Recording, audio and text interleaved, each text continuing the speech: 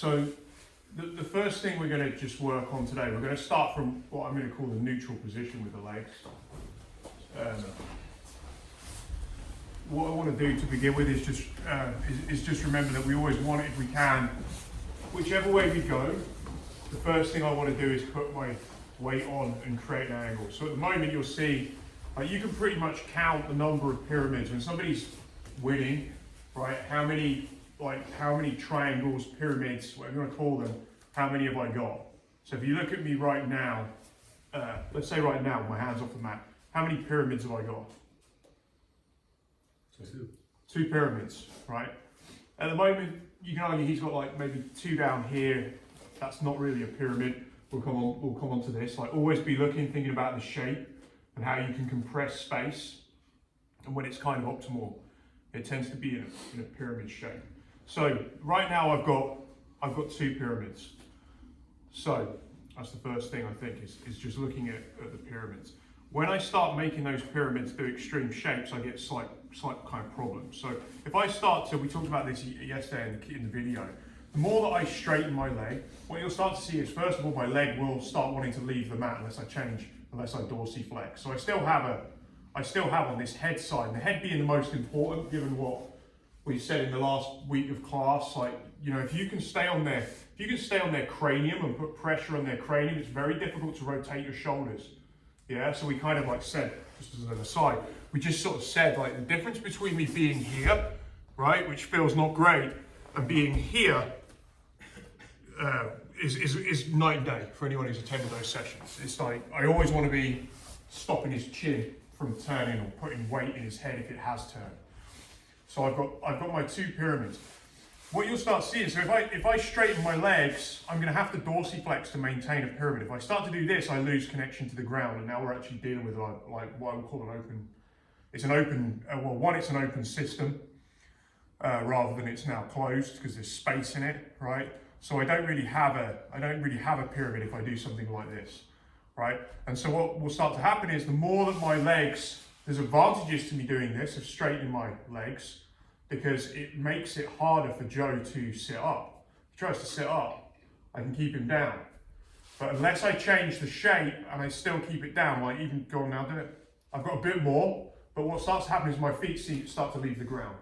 So that's a problem. And the other problem with this is his shoulders now. Whenever I straighten my legs to keep him down, it's much easier for Joe just to walk. No, just walk for now.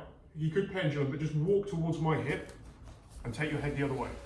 There's nothing stopping his from moving that way, and his elbow escapes. So what you'll start to see is there are compromises in all of this. That there is no optimal way to hold this position. If I conversely start pulling and being really tight, I do prefer this, but it makes it here now. Where's all the space here? Sorry? At the top of the... Yeah, it's above his head. So if he now forms a rear naked choke grip and now places his arm underneath and now brings his head to his own hand, right, this is now a problem.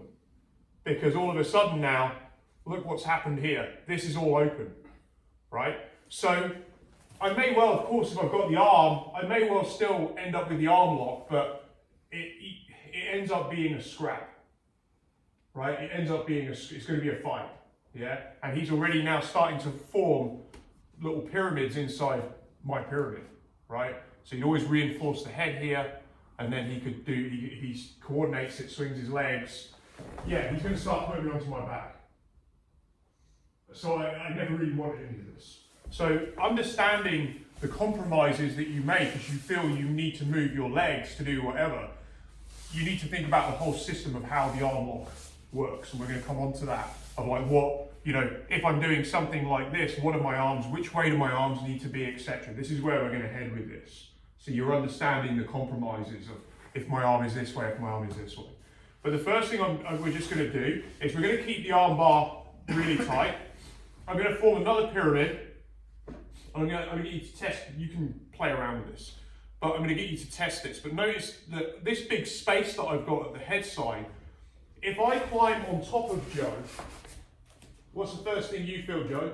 Pressure, and I can't pull that. Yeah, weight. Yeah. And what's also happened now to the triangle at the head? You've compressed it around the neck. Yeah, I've compressed it. So by changing the angle, by using a combination of weight and angle, I can now really start, like, I can start using this as the more I close this on its head, I can start using my leg to break this, but I'm not negotiating on the ground, right? I see too many people show stuff where they start here and start talking about stuff to do with weight training and powerlifting, and it's just garbage because at the end of the day, there's no weight on the guy. So the first thing would be, if I find myself in this position, the first thing I'm thinking about doing is putting, I don't mind for now which way you go, but I'm going to be putting weight on this guy. And when I fall at angles to him.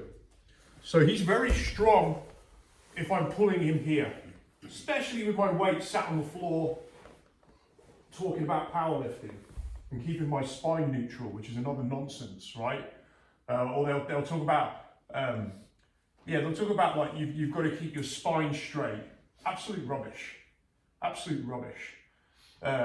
Your spine's pretty straight anyway, right? Unless you've got some kind of medical condition. So, absolute nonsense. So the first drill we're going to do, that's where we're going with this. The first drill we're going to do is just thinking about pulling these in, and can I climb on top? And if I can climb on top, because he's too focused on his grip, I'm just going to start tightening these pyramids up. And now I'm having a fight with him over his arm, where his head, I can take his head away. So I'm using that pyramid to compress, and now his spine is being bent. And I'm going to the end of the lever, and now I've basically got the arm. And when I finish, I want to stay as close as I can to him with my backside to his shoulder. Yeah, and now control the thumb, I've got the arm bar. But I just want you to play with switching these, working on switching, using this hand to get up on top of him. That's the first dilemma I want to give him. Now I'm going to adjust towards the wrist, and then I come back for the arm. Yeah, thumb to the ceiling, everything's compressing. If you need more, as Danaher talks about, if you need more of a fulcrum, think about taking this one higher, and then I hit. So I can put more pressure on my, but notice I open a space, so it's a trade. Yeah, let's give that a go, get a partner. Some of you are going to have to go downstairs, about half probably, but get a partner and just practice like 3 for 3, just climbing on top to begin, to get rid of the angles and make them carry weight. You ready?